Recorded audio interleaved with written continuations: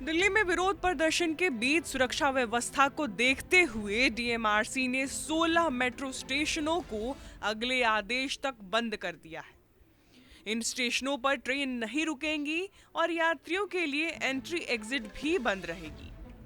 बंद किए गए स्टेशन में लोक कल्याण मार्ग, राजीव मार्ग, पटेल चौक, रामकृष्ण आश्रम मार्ग, Barakhamba road, supreme court, Seva Tirth, Janpath, Mandi house, central secretariat, ITO, Delhi gate, Indraprastha, Khan market, Jorbagh और शिवाजी स्टेडियम शामिल हैं।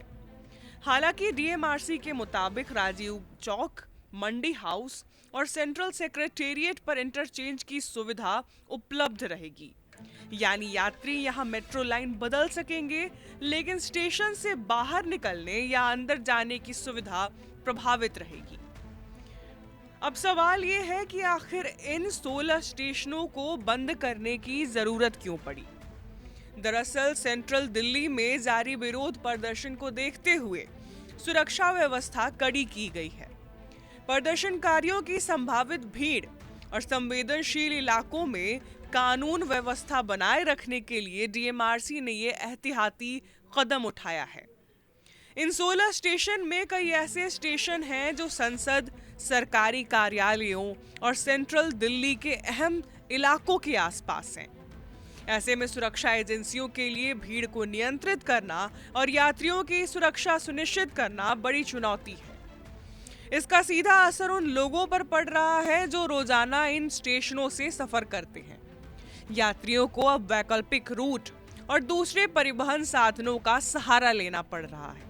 वहीं डीएमआरसी ने साफ किया है कि ये पाबंदी अगले आदेश तक जारी रहेगी।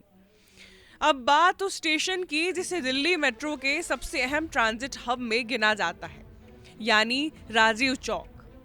राजीव चौक ब्लू लाइन और येलो लाइन का सबसे बड़ा इंटरचेंज स्टेशन है। ऐसे में यहाँ की एंट्री और एग्जिट बंद होने से यात्रियों को रूट बदलने और अतिरिक्त समय का सामना करना पड़ रहा है।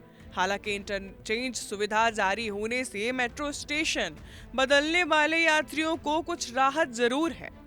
वहीं बात करें डीएमआरसी के नुकसान की, तो इन 16 स्टेशनों के बंद होने से होने वाले सटीक राजस्व नुकसान का आधिकारिक आंकड़ा फिलहाल सामने नहीं आया है, इसीलिए किसी निश्चित रकम का दावा करना सही नहीं होगा।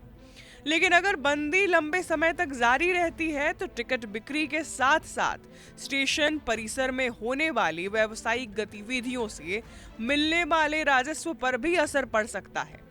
फिलहाल सबसे बड़ा सवाल यही है कि ये स्टेशन आखिर कब तक बंद रहेंगे और कब दिल्ली मेट्रो की रफ्तार पूरी तरह से सामान्य होगी। इसका जवाब अब सुरक्षा स्थिति और प्रशासन के अगले फैसले पर टिका है। दिल्ली मेट्रो के 16 स्टेशनों पर लगी ये पाबंदी सिर्फ मेट्रो सेवा का मामला नहीं है, बल्कि रोजाना सफर करने वाले लाखों यात्रियों की दिनचर्या से जुड़ी हुई है। सुरक्षा के लिहाज से डीएमआरसी का फैसला जरूरी हो सकता है, लेकिन लंबे समय तक स्टेशन बंद रहने पर यात्रियों की परेशानी के साथ साथ मेट्रो के राजस्व पर भी असर पड़ना तय है। फिलहाल निगाहें इस बात पर टिकी हैं कि सुरक्षा स्थिति कब सामान्य होती है और ये 16 स्टेशन यात्रियों के लिए कब खोले जाते हैं।